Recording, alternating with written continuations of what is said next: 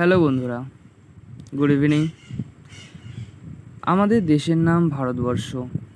ভারতবর্ষের বিভিন্ন শহর রয়েছে এবং এমন কিছু কিছু শহর রয়েছে যে শহরগুলো আমরা সে শহরের নামে তো জানি সেই সাথে আমরা জানি তাদের বিশেষ কিছু নাম দিয়ে। সবার প্রথমেই জেনে নেই আমাদের পশ্চিমবঙ্গের রাজধানী কলকাতা নিয়ে। কলকাতার উপনাম অর্থাৎ কলকাতাকে আবার বলা হয় প্রাসাদ নগরী এবং সেই সাথে বলা হয় সিটি অফ জয়। যদি তোমাদের কোশ্চেন করা হয় যে প্রাসাদ নগরী নামে পরিচিত কোন শহর, তখন আমাদের কিন্তু অ্যান্সার করতে হবে কলকাতা। এরপর আমরা জানব দুর্গাপুর। দুর্গাপুরকে বলা হয় পশ্চিমবঙ্গের রুর। হাওড়াকে বলা হয় ভারতের গ্লাসগো শহর।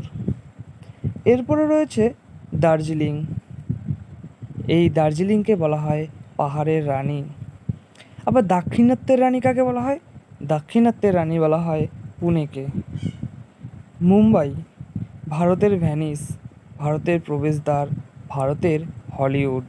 অর্থাৎ বিভিন্ন সময় তোমরা কোশ্চেন দেখতে পারবা যে ভারতের প্রবেশদ্বার বলা হয় কোন শহরকে। এটা মোস্ট কমন একটা কোশ্চেন, এটা উত্তর হবে মুম্বাই। দক্ষিণ ভারতের প্রবেশদ্বারকে মানে কোন শহরকে বলা হয়?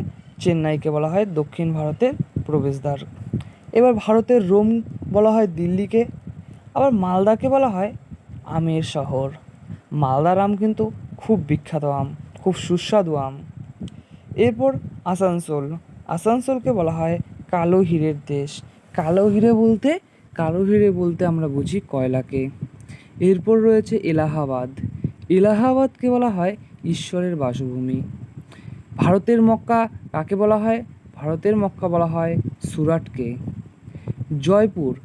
জয়পুরকে বলা হয় ভারতের গোলাপি শহর এবং সেই সাথে অর্থাৎ জয়পুরকে বলা হয় ভারতের প্যারিস।